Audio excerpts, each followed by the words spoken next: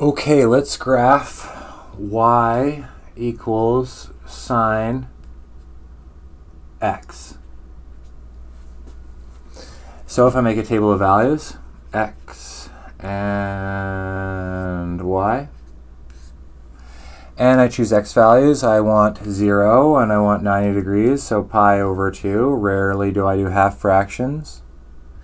And pi and 3 pi over 2 and 2 pi, extend my table down.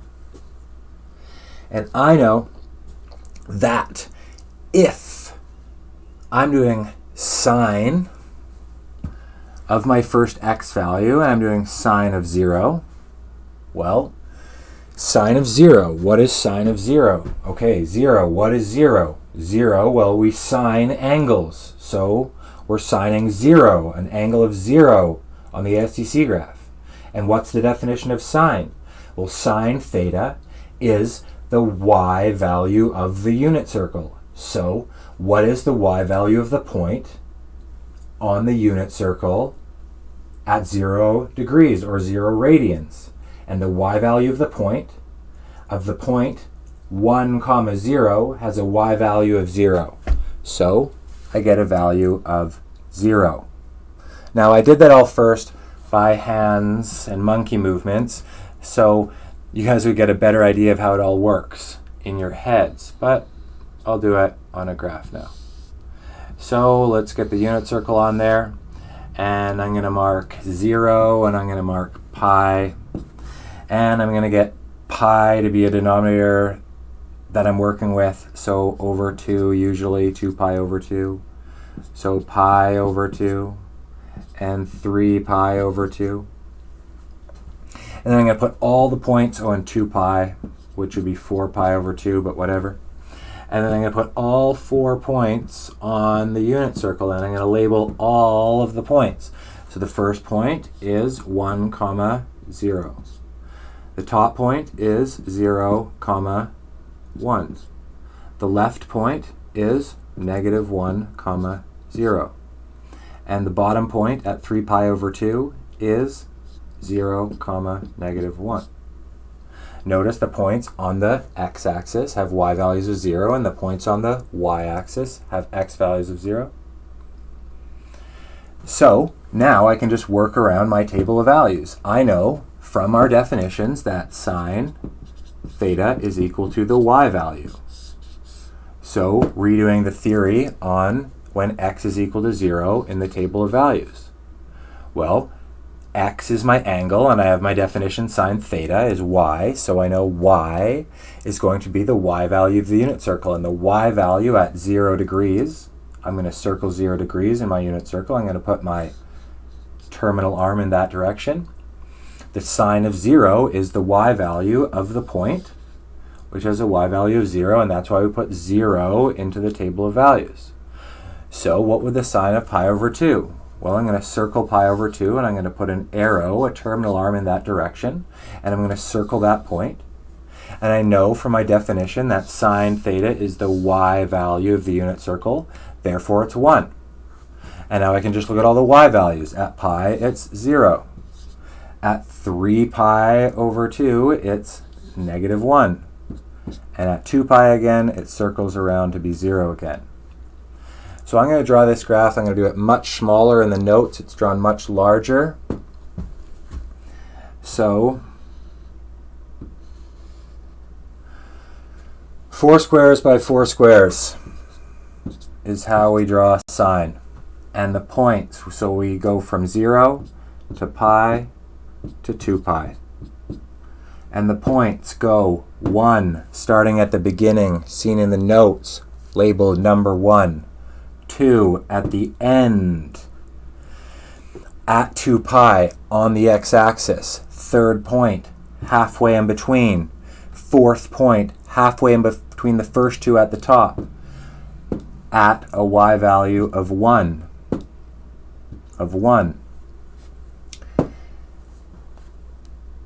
Fifth point halfway in between the 2 points on the right with a y value of -1, and then we can draw in our sine graph. And that is y equals sine x. We want to memorize that shape and do it in that order every time. So now let's take a look at y equals cos x. Y equals cos x. So again, let's make a table of values. Obviously, how else would we ever do it? X, y.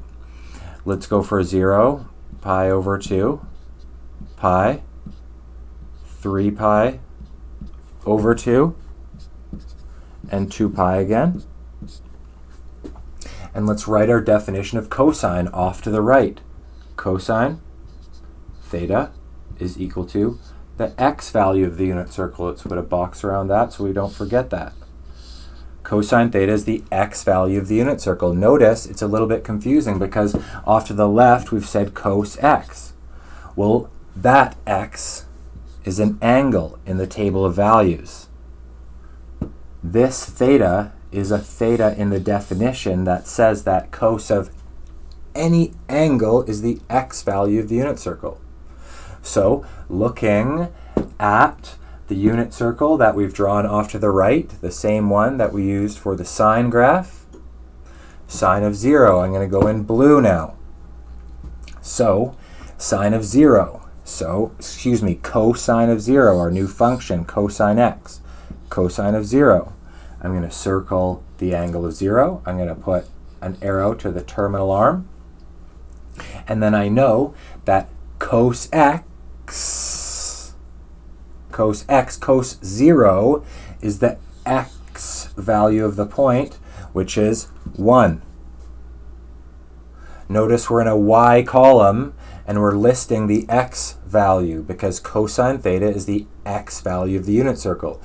We just happen to also be using the natural y equals x notation for function notation when using a graph. So it does get a little bit confusing. Remember, we're always cosing angles. Remember, the answer is a value of x or y on the unit circle, either 0 or 1. So now, working through the table of values, cosine of pi over 2, I'm going to circle the angle pi over 2 at the top. I'm going to put in my terminal arm in blue, and I'm going to circle my point. And I'm going to remember my definition. I'm going to circle that in blue again. Cosine theta is the x value, which is 0. And then at pi, the x value is -1. And then at 3 pi over 2, the x value is 0. And at 2 pi, the x value is, whoa, somehow that shifted. That happens sometimes. I'm going to put that point back off to the right, 1, 0. I'm going to try and erase the little bit that shifted. No problem. We're good again. Okay, so now we're back to the table working on, I'm going to circle it in blue again, 2 pi, and cosine is the x value of the unit circle. So the angle 2 pi, I'm going to circle it, has an x value of 1 for the point. And notice how symmetrical it is. Sine 0, 1, 0, -1, 0. Cosine 1, 0, -1, 0, 1. So now I'm going to draw sine x, and I'm going to draw it in the same fashion. 4 vertical lines on your graph paper, 4 horizontal lines with a little bit of extra. I know we're going up to y values of 1 and -1. I forgot -1 in my graph above. And now I'm going to draw cosine, and I'm going to follow the table of values, but I'm going to do it in this order. First of all, I'm going to mark pi and 2 pi. So, first point in the notes, there. Second point at the end, just like in sine. We did the first point looking at the graph above, and then we did the last point. And sine's halfway in between happen to be also on the x-axis. Well, cosines happens to be at the bottom. At the bottom. Down here. Excuse me, I'm too low. At -1. At the bottom. Down here. And cosines halfway in between happen to be in between on the x-axis, and again halfway between on the x-axis. And you really want to remember, flat, flat, flat, flat, steep, steep, steep, steep, flat, flat, flat, flat, steep, steep, steep, steep, flat, flat, looks better. If I were to actually continue this graph going on forever and ever and ever, you'd find a sine graph right there and another cosine graph right there, and it continues. But I'll just leave the cosine graph exactly below the sine graph in that order for a purpose. So that is our sine graph and that is our cosine graph. Now we're going to shrink these notes so I can fit tan on the same page. So now let's graph y equals tan x. Now we're going to do it completely differently. In the notes you can see a table of values and you can figure out how we did that in trig last chapter 1.123, whichever. Or use your calculator in radian mode. Degrees are for children, unless you're specifically told to use degrees. But back to tan. So I know from my trig identities on the next page, or however many times I've mentioned in the past, that tan x is equal to sine x over cos x. So instead of making a table of values, I'm still going to draw a graph with the same system, with 4 and a little bit more. But this time I'm going to go back a little bit for tan. Tan's a special. I'm going to mark 1 and -1. Now, in the English sentences in the notes, we're looking at the formula off to the right. I'm going to read the English sentence. Tan is 0 where sine, the top of the fraction is 0 because 0 divided by something is 0. So I've memorized how to do sine and the exact order to do sine. And the reason why I did it in that order, because the first 3 steps of sine are the exact 3 steps of tan. And for people who do things properly and learn how to do things foundationally and then use those, in the future, it really, really helps. So again, the same as sine. So again, first of all, I'm going to mark pi and 2 pi. And then sine, my first point is at the origin. My second point is at the end of the period at 2 pi on the x-axis. Then I do halfway in between. Notice 1, 2, 3 is the same order as sine above in your notes. I have outlined 1, 2, 3, sine, 1, 2, tan, 1, 2, 3. So now, again, looking at the formula off to the right, tan x is undefined when cosine is 0. Because we can't divide by 0. So when cosine is 0, it's undefined. Now instead of figuring out where cosine is 0 and doing a whole bunch of last chapter's 1.2 or whichever, 0.1, 0.2, 0.3, I can just simply, since I memorize sine above and I memorize cosine above, and we're talking about when cosine is 0, tan x is whatever over 0, therefore it's undefined. So I simply find out in the graph above on cosine x where it's 0, and I put my vertical asymptotes straight down, saving me so much time. Now, I notice my vertical asymptotes are 2 squares apart. I'm going to continue that pattern in the other direction. And then I need to find out what these little parts are in between here. So you'll notice in the table, I calculated, here is pi. I'm going to circle it in red. Therefore, halfway in between would be pi over 2. And this little tiny tick on the x-axis, I'm going to put a red arrow to, is pi over 4. Now, what is the tan of pi over 4? Well, the tan of pi over 4 is equal to 1. Special triangles, everything. So I can put a point with a y value at 1, and it happens to be symmetrical. So notice on the x-axis at negative pi over 2, I'm going to put a point at negative 1. And as we've known from grade 11 and further in the year in rationals, close to the asymptotes, through the points, close to the asymptotes.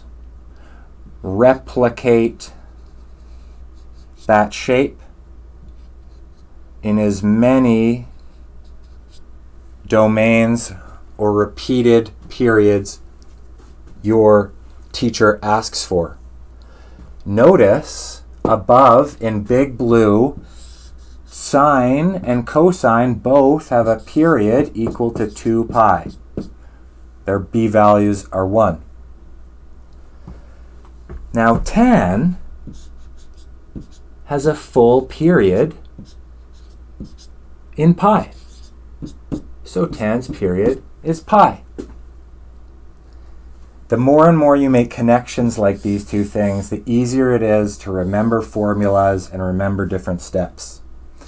The way to draw tan is quickly draw sine, quickly draw cosine. Find out where sine is 0, put the first 3 same points there.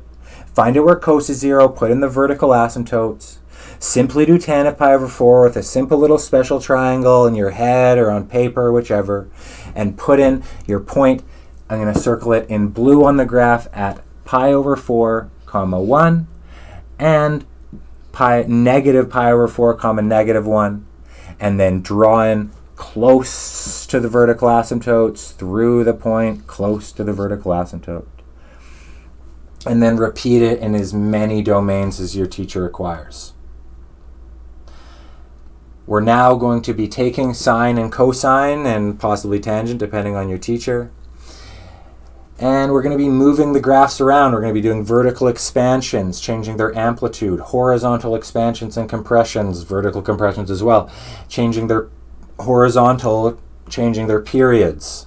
Then we're going to be moving them left and right and up and down, and then seeing how we can apply them to real-world problems. One more time in blue. The sine graph above has a very nice rectangle around it. It's exactly 2 by 4 squares. We call that sine's box. Now looking at the graph in the middle, cosine has a nice 2 by 4 rectangle around it. We call that cosine's box. Understanding how this box figure works is going to be extremely advantageous in graphing these in the following. So we're going to go over a couple of funny graphs that you may not have to see for a moment. Then we're going to talk about transformations, basic transformations of these graphs. Then we're going to talk about more complex graphing using the box model. And really taking into consideration, we understand that this is 4 squares wide and we have 4 quarterly parts. 2 squares vertically and 2 half parts. Tan, if they make you graph different transformations of tan, they're usually going to be fairly basic. Everyone gets those questions wrong.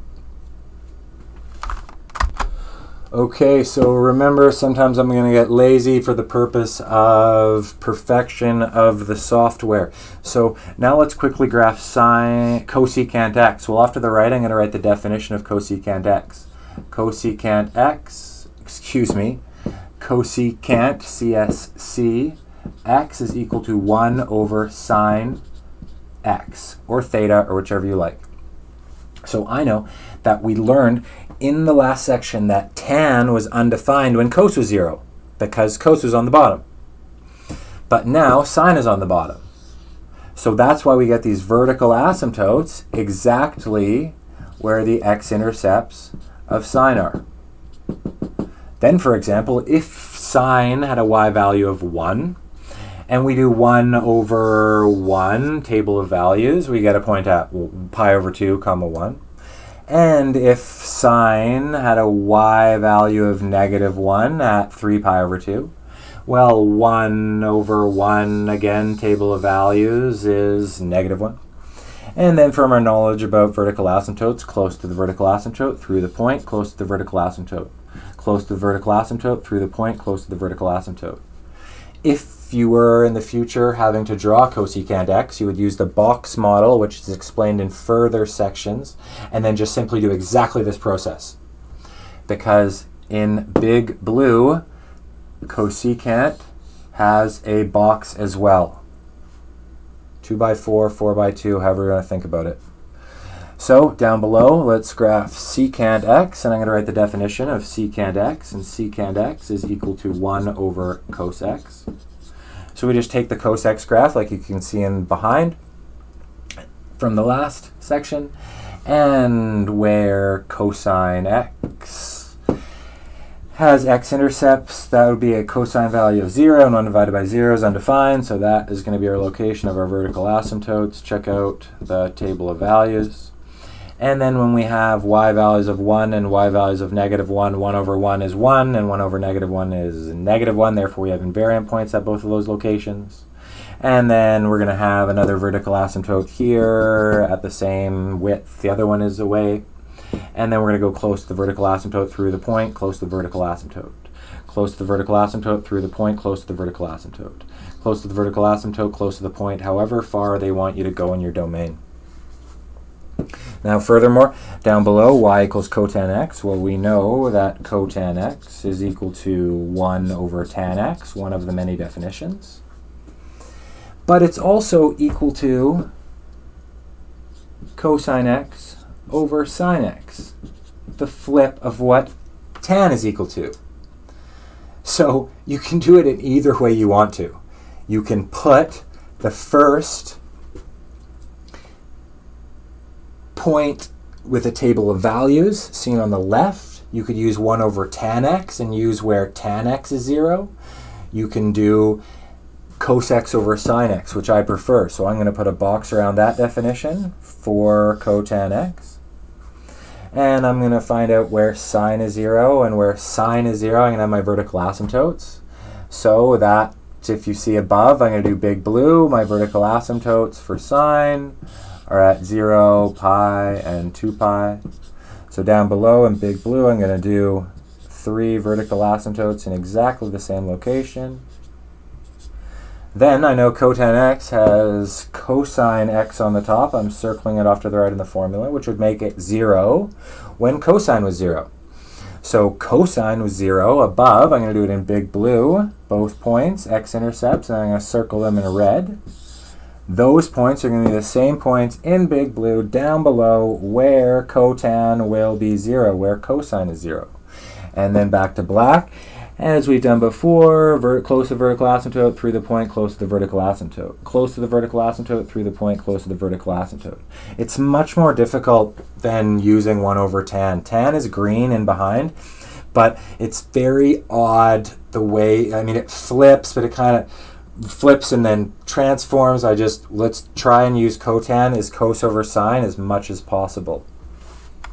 And those are our 3 graphs. Those are our 6 graphs. Rarely are you going to see these ones. They may be multiple choice questions on a final exam if you even have one of those these days. But usually we're going to be graphing sine, cos and tangent from the last video. Sine, cos and tan from this page in big blue, the rectangles. But these ones much, much less so.